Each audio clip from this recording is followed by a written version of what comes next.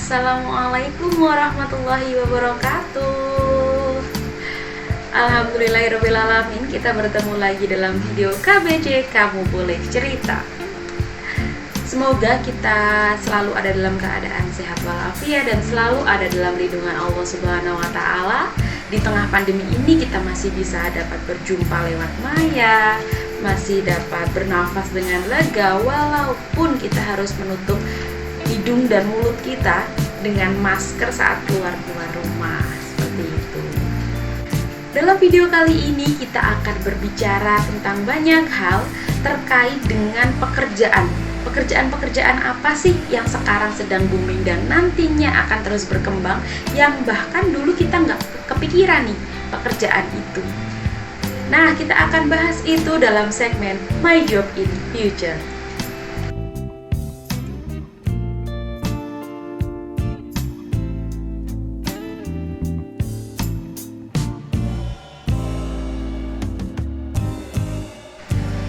Pekerjaan pertama yang akan kita bahas adalah Digital Marketing Specialist. Pernah nggak sih saat kamu mainan TikTok atau mainan Instagram, kamu menemukan postingan dari sebuah akun yang bahkan kamu nggak pernah nge-follow dia, tapi muncul aja gitu. Kalau di TikTok di FYP-nya, kalau di Instagram ada di feed atau di stories, atau kalau kalian masih main Facebook itu juga ada di stories atau di postingan seperti itu. Padahal kalian nggak pernah ngikutin atau nggak pernah nge-follow atau bahkan nggak tahu itu akunnya siapa gitu, tapi ada. Nah, itu yang namanya iklan. Nah, apa sih hubungannya iklan-iklan itu sama digital marketing specialist? Dan apa sih digital marketing specialist? Sepertinya digital marketing kan orang yang tugasnya itu untuk menarik konsumen dari sebuah produk kayak gitu. Tapi kok ini ada digitalnya gitu loh. Kenapa digital? Nah, kita akan bahas itu sekarang juga.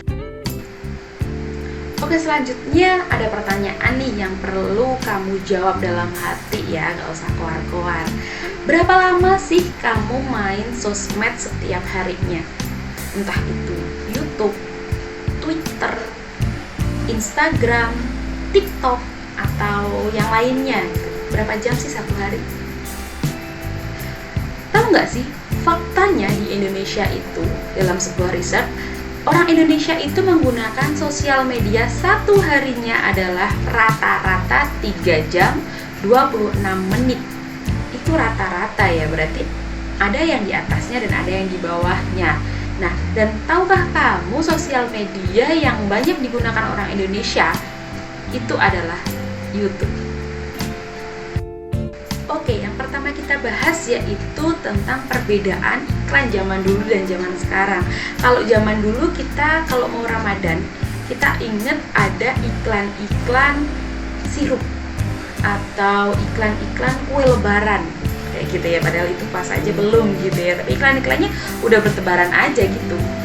Nah, pernah inget kan ya, dan dulu ibu kita udah pasti udah was-was tuh, anakku nanti minta ini nih. Itu namanya iklan-iklan tradisional yang zaman dulu ada kayak gitu, dari dulu ada di koran, di TV atau di radio itu ada. Nah, karena sekarang kita juga bergeser gitu ya. Kalau dulu kita nonton TV, sekarang kita nonton YouTube kayak gitu. Di YouTube pun ada itu. Kalau dalam postingan di YouTube atau video di YouTube itu biasanya ada yang warna kuning-kuning. Nah, apa tuh kuning-kuning? Itu adalah iklan di YouTube-nya. Nah, sekarang iklan-iklan tradisional itu udah tidak terlalu tidak terlalu bermanfaat, bukan bermanfaat, tidak terlalu digubris sama orang-orang. Kenapa? Karena orang-orang sekarang berpindah seperti yang saya katakan tadi. Nah, spesialis digital marketing itu adalah seseorang yang bekerja bersama tim pemasaran perusahaan untuk mengidentifikasi target pasar, menciptakan citra merek, dan membuat dan mempertahankan kampanyenya ya di masyarakat. Mohon maaf ya. Nah, spesialis pemasaran digital atau digital marketing spesialis ya dalam bahasa Inggrisnya, itu dapat memilih berspesialisasi dalam bidang-bidang tertentu. Contohnya SEO, Search Engine Optimizer, atau pencarian berbayar, atau media sosial, atau shopping feed kayak gitu. Itu banyak sekali yang bisa dipilih, yang jadi pilihan kayak gitu. Kita sebagai target pasar itu biasanya kita tinggal terima-terima aja, ya apa sih, kalau kita seneng biasanya kita follow kayak gitu. Kalau di di sosial media ya, kalau kita nggak seneng ya udah dilewatin aja. Nah itu sebenarnya siapa sih yang ada di belakangnya? Itu digital marketing spesialis. Nah, untuk menjadi digital marketing spesialis tuh apa aja sih yang diperlukan? Ada beberapa hal yang perlu dimiliki seorang digital media spesialis. Contohnya, ada pemasaran dan penjualan. Bagaimana sih pemasarannya produk A atau sama produk minuman kayak gitu. Gimana sih penjualannya itu di masyarakatnya seperti apa gitu. Terus kedua ada bahasa. Kemampuan berbahasa seorang digital marketing spesialis itu sangat penting ya. Entah itu bahasa asing atau bahasa internasional kita, yaitu bahasa Inggris dan bahasa Indonesia tentunya. Selanjutnya adalah pelayanan personal ya gitu. Nggak mungkin digital marketing itu seorang yang dia tidak mengenal pasar kayak gitu. Dia harus mengenal dulu pasar sehingga dia bisa melayani konsumen seperti itu.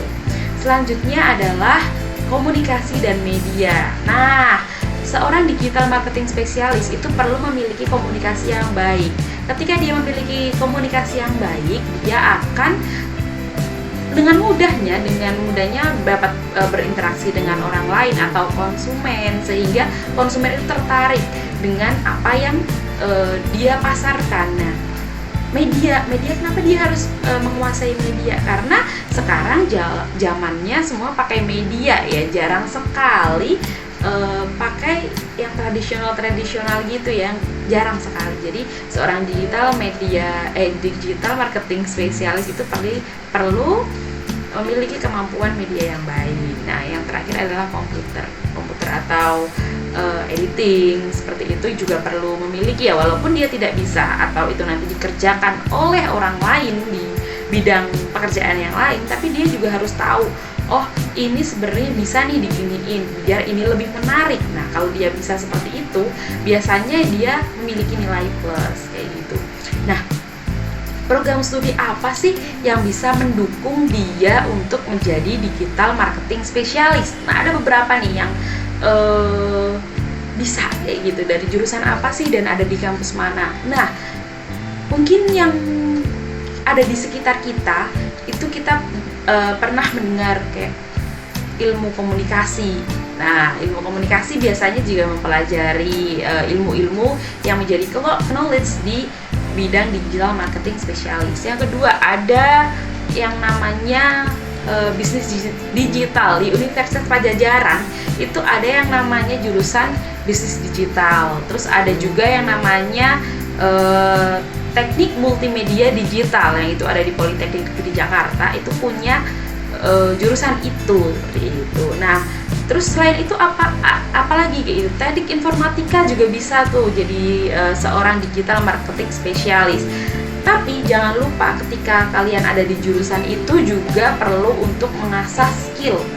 Sekarang skill itu sangat penting ya teman-teman. Walaupun nanti teman-teman ada di jurusan-jurusan itu, perlu juga meningkatkan skill. Kalau udah masuk doang, kalau kita nggak meningkatkan skill, kita nggak akan ada bedanya sama orang-orang di jurusan itu juga ya gitu. Kita perlu memiliki pembeda agar kita dapat lebih maju beberapa langkah daripada orang lain. Seperti itu. Oke, selanjutnya ada pertanyaan nih yang perlu kamu jawab dalam hati ya, nggak usah keluar-keluar. Berapa lama sih kamu main sosmed setiap harinya? Entah itu YouTube, Twitter, Instagram, TikTok, atau yang lainnya gitu. Berapa jam sih satu hari? Tahu nggak sih, faktanya di Indonesia itu dalam sebuah riset, orang Indonesia itu menggunakan sosial media satu harinya adalah rata-rata 3 jam 26 menit. Itu rata-rata ya, berarti ada yang di atasnya dan ada yang di bawahnya. Nah, dan tahukah kamu sosial media yang banyak digunakan orang Indonesia itu adalah YouTube.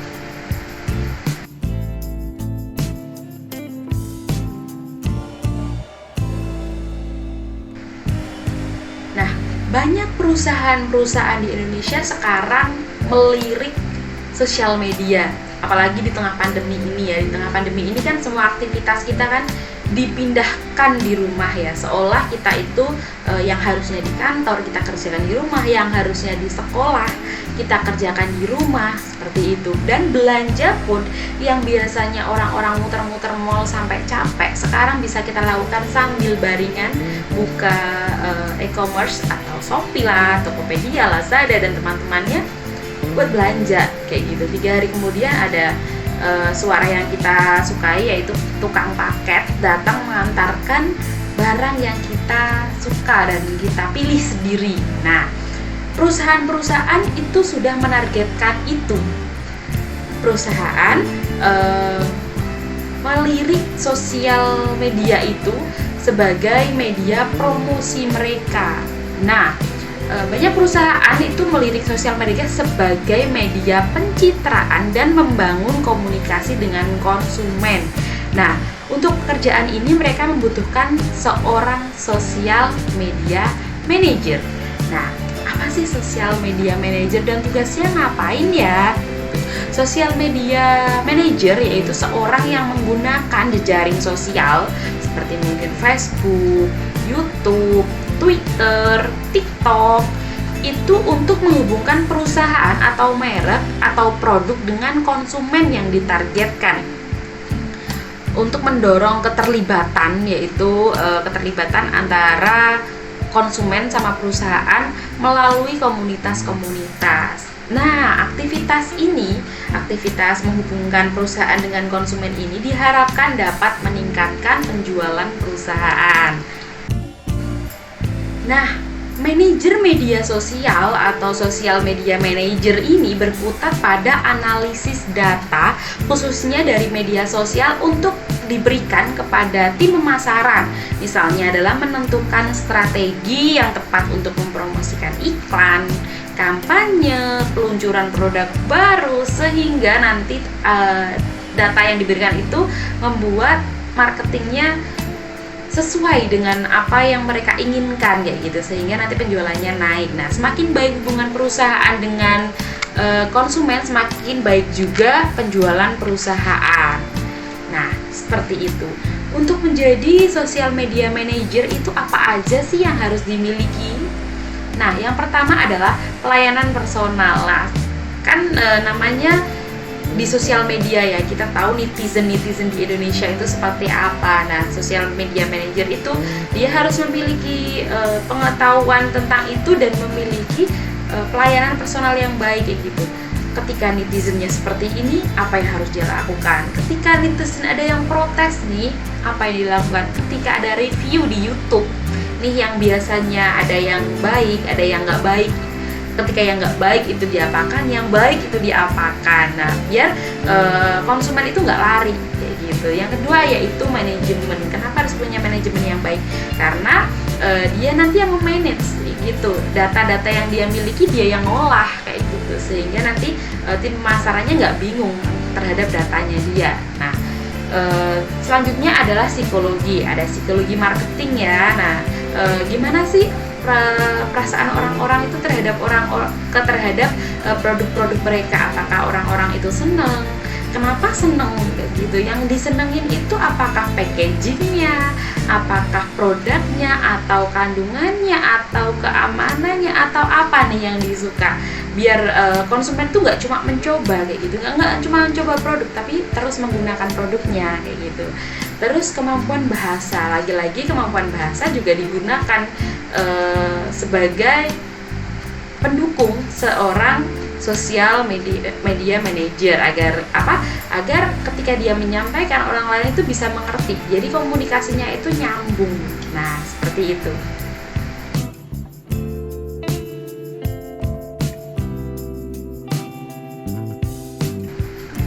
Oke, selanjutnya adalah kreatif copywriter. Pernah nggak sih ketika kamu dapat iklan di Instagram ya, contohnya ketika kamu scroll lihat di feed, terus ada captionnya itu, terus kamu ngerasa gini, oh iya juga ya, aku butuh nih produk ini, yaitu karena produk ini mengandung contohnya yang sekarang lagi booming ya, AHBHA. Oh iya nih, ada kandungan aktif itu untuk mukaku bisa nanti jadi glowing gitu, untuk produk-produk kecantikan ya ini. Oh ternyata ini yang bikin orang-orang tuh glowing nih, bisa nih aku coba produknya. Nah cobalah itu kayak gitu.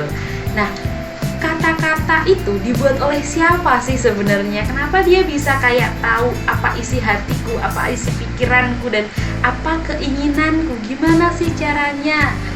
Nah, yang nulis itu adalah kreatif copywriter namanya teman-teman. Nah, seorang kreatif copywriter itu tugasnya itu untuk membantu meningkatkan penjualan, meningkatkan kesadaran merek, dan memberikan ide atau konsep kreatif dan mengartikulasikan komunikasi internal perusahaan. Nah, tujuan akhir dari seorang copywriter itu adalah mempengaruhi perilaku orang melalui kata-kata mereka. Mereka perlu menulis dengan nada suara berbeda untuk merek yang berbeda. Misalnya nih ya, iklan kosmetik atau skincare itu akan berbeda kalimatnya dengan iklan-iklan sirup. Beda loh ya, gitu. Sekarang nih yang lagi booming ya, yaitu tadi yang saya sebutkan seperti kosmetik ya. Di zaman dulu kita kenalnya kosmetik itu ada krim malam sama krim pagi, nah gitu. Kenapa kita harus menggunakan krim pagi? Kenapa kita harus menggunakan krim malam kayak gitu? Tanpa kita tahu kandungan apa yang ada dalam krim-krim tersebut. Nah, tapi sekarang beda lagi nih di zamannya ini mungkin udah bergeser gitu ya. Kita bisa tahu apa yang kita pakai kayak gitu. Contohnya yang saya sebutkan tadi, contohnya ada kandungan yang lagi viral sekarang, itu ada niacinamide. Itu katanya mencerahkan kayak gitu. Padahal dari zaman dulu niacinamide itu udah ada di kandungan krim pagi sama krim malam kita. Tapi kita nggak pernah tahu karena dulu kreatif copywriternya itu sasarannya nggak ke situ kayak gitu. Dan sekarang penjualan krim pagi sama krim malam kalah sama penjualan barang-barang aktif, maksudnya bahan-bahan aktif seperti niacinamide, retinol, AHBHA kayak gitu. Jadi orang-orang taunya, oh ini apa, mengandung apa nih? Oh niacinamide, oh aku mau beli ini nih kayak gitu. Tapi kalau sekarang ini krim pagi, pasti ditanya lagi nih, ini mengandung niacinamide nggak? Nah itu kan berarti ada perilaku pasar yang bergeser seperti itu, nggak terlalu berubah, bergeser kayak gitu. Sehingga krim pagi sama krim malam zaman sekarang itu mereka bilang, oh ini loh mengandung niacinamide kayak gitu, untuk meningkatkan kembali penjualan mereka. Nah itu tugasnya seorang creative copywriter.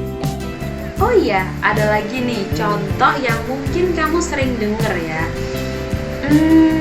Ketika saya bilang satu kalimat, silahkan untuk dijawab ya. Cintai ususmu. Oke, minum Yakult tiap hari. Selanjutnya nih, Indomie seleraku. Oke, itu namanya tagline ya. Tagline dari sebuah produk kayak gitu. Apa sih? Siapa sih yang bikin? Ya sama, itu yang bikin ya kreatif copywriter kayak gitu. Jadi mereka yang bikin tagline itu sehingga kita itu kayak udah mengena kayak gitu. Mie ya Indomie kayak gitu. Mencintai usus ya dengan Yakult kayak gitu. Nah itu salah satu tugasnya kreatif copywriter. Oke, selanjutnya keterampilan apa sih yang perlu dimiliki seorang kreatif copywriter? Nah yang pertama adalah komunikasi. Ya udah jelas ya kenapa harus memiliki komunikasi, agar dia bisa berkomunikasi dengan pasar itu enak gitu loh. Jadi ketika dia tahu nih psikologis pasarnya seperti ini kayak gitu, jadi dia bisa menampilkan tagline yang sesuai dengan produknya dan mempengaruhi perilaku pasar ke depannya. Yang kedua yaitu bahasa, ya sama seperti komunikasi, bahasa juga penting agar pesan apa yang disampaikan oleh perusahaan itu sampai ke konsumennya. Selanjutnya ada pemasaran dan penjualan. Perlu juga seorang kreatif copywriter itu perlu memiliki pengetahuan tentang pemasaran dan penjualan tentang sebuah produk yang akan dia tulis tuh apa tuh, tentang apa gitu. Kalau produk kecantikan, ya itu gimana sih cara memasarkannya kayak gitu. Apakah ini dipasarkan ke umur berapa gitu, dia harus tahu gitu. Terus pelayanan personal, lagi-lagi yang dihadapi di zaman sekarang itu netizen di Indonesia yang udah melek terhadap perkembangan zaman, melek terhadap gadget dan teman-temannya, media sosialnya jalan tiap hari mungkin ya, bahkan media sosialnya lebih bagus daripada sosialnya kayak gitu. Dia harus gimana sih cara melayaninya, dia juga harus tahu dan punya kayak gitu. Nah, ada program studi apa sih yang biasanya menunjang selain soft skill ya? Program studi apa yang menunjang seorang itu bisa menjadi kreatif copywriter ya? Contohnya yaitu di jurnalistik. Orang-orang di jurnalistik biasa nih buat menulis berita. Nah itu kalau dia memiliki kemampuan khusus, nanti dia juga bisa jadi kreatif copywriter. Terus ada jurusan ilmu komunikasi, bahasa dan sastra Indonesia, terus komunikasi terapan. Nah seperti itu jurusan-jurusan yang bisa untuk mendukung profesi itu. Baik, mungkin seperti itu segmen My Job in Future di video Kamu Boleh Cerita di hari ini. Semoga apa yang kita obrolin ini dapat bermanfaat untuk kita semua dan dapat membuka pemikiran kita bahwa setiap zaman itu memiliki perkembangan yang berbeda-beda dan pekerjaannya pun juga akan berkembang, dan kita wajib untuk mengikuti agar kita tidak tertinggal. Mungkin seperti itu yang dapat saya sampaikan dalam video ini. Semoga apa yang kita bicarakan bermanfaat. Mohon maaf jika saya ada kesalahan kata. Kita tutup. Subhanakallahumma wa bihamdika asyhadu alla ilaha illa anta astaghfiruka wa atubu ilaik. Terima kasih atas perhatiannya. Sampai jumpa di video Kamu Boleh Cerita pada segmen selanjutnya. Wassalamualaikum warahmatullahi wabarakatuh.